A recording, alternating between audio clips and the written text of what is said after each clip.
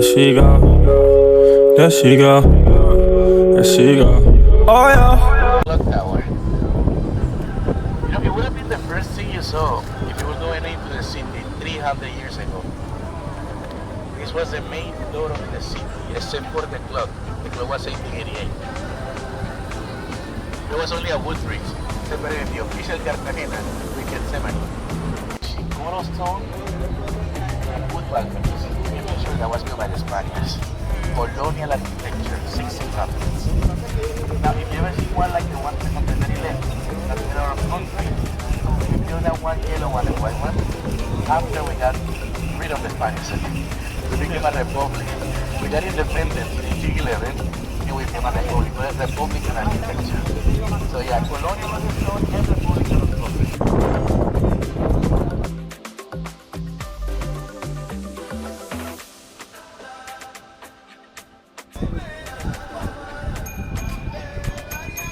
Thank you.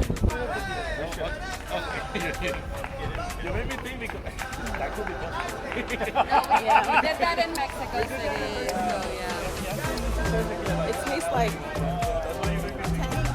tang, but also like watered down tang because we had it yesterday on one of the things we did the Rosario Island and they gave it to us like just watered down. For the African people were doing only one way. It's been saving his life and saving their wounds. It's saving 300,000 African lives. That was against the system. People ask him, why would you do so? He said that because I am the slave of the slaves. And that's how you're gonna hear about him, el esclavo de los esclavos. He's a slave for what he did, and his remains are in Cartagena de Indias. You can imagine about it.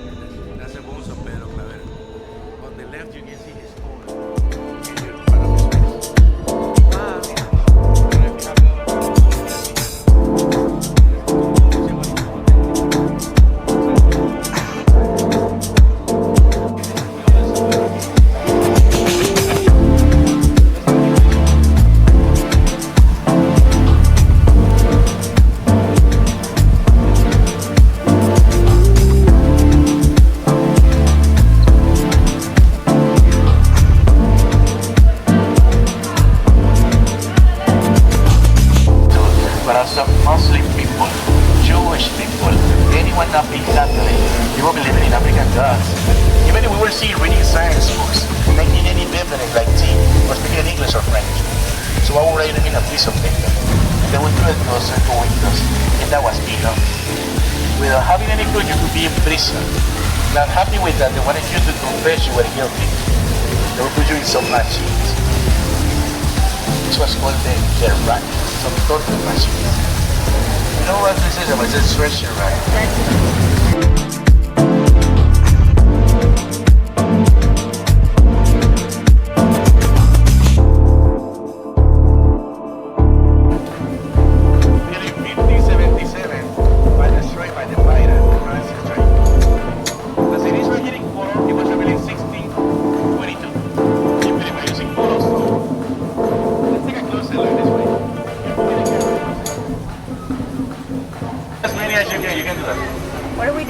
He said, touch as many as you can. Wonderful family.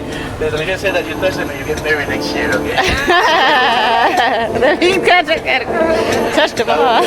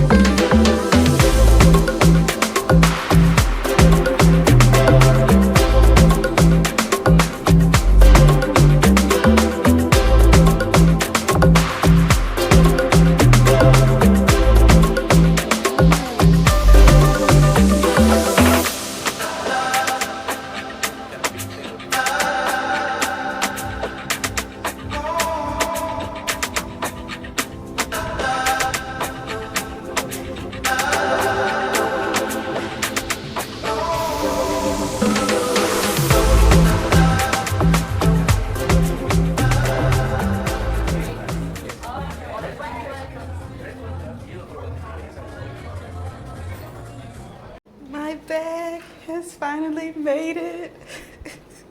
Well, technically it made it this morning, but I had to wait hours for them to let me know if it delivered, and they never let me know.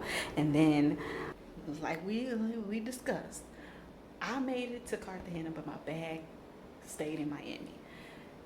Now it's Tuesday. This morning they put it on a new flight, and it came and made it like around noon to Cartagena, right? I'm seeing the bag and like tracking and everything online. And then, oh, it's a bug. We're gonna have to get that out of here. Hell no. Hours passed, nothing. I didn't hear anything from them. I called, they kept declining my message, and this was through WhatsApp. And so I already was like, oh my goodness, this is feeling like I'm getting scammed. Text message, I asked like, will I get a call? Will I receive a call when they deliver it? They responded yes. Never received a call. As a recovering crash out, I ain't gonna lie, I didn't crash out, but I cried, and I'm rightfully so. Like, these are my things. Like, you know, life. I like resolved myself within it, like 30 to 40 minutes to an hour, because I was like, I'm not about to let this ruin my trip. I still have, I just did a walking tour, history tour of the Walled City and Getsemani, and it's wonderful, it's beautiful. I got pictures taken, and I had a whole plan. Like, I had an outfit for these pictures, and the pictures they came out really nice. But I had a whole different setup. I had a whole envision of what it would be, and it wasn't what it was. It was actually amazing. It was great. Not to mention, I was able to connect with people on that tour, and I ended up going out to eat with a lady, and I learned so much about her and like all her travels. And so the fact that I got to learn from her and like talk with her, and I even told her about what happened, and she gave me a lot of wisdom and a lot of encouragement. She was being optimistic, and she was like, maybe you never know, it could show up. It showed up. It showed up. And I'm so relieved, but then it's also like, man, like, I really don't need all this. Like, the art of detachment is so real. Y'all detach from these things. Lose something and truly see if that's how detached you are to something. You really don't know how detached you are until you lose it. You think you lost it, or you just misplaced it, or it's taken from you, and then you'll really see what you're truly attached to, and you'll see the type of attachment style you have when you lose something. Because yeah, I'm thankful. I'm able to also see how I've grown, because old me would have been full crash out, ready to go home. This version of me is like, you know what? I came here to enjoy this country and what it has to offer and learn, and this is just a learning lesson, and let's just keep on going. Like, what else I'm gonna learn? You know, how else am I gonna grow? So let's go and pack these things. I'm so excited though. I'm thankful. I'm so grateful, and now I'm about to just relax. The pool is closed. It's late. I actually got in much later than I thought I would, but the jacuzzi is free and it's for me, so that's what we're going to do right now.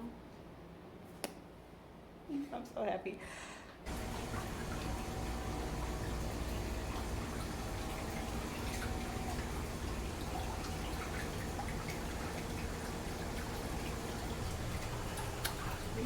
Get up in there, and by we, it's me, solo.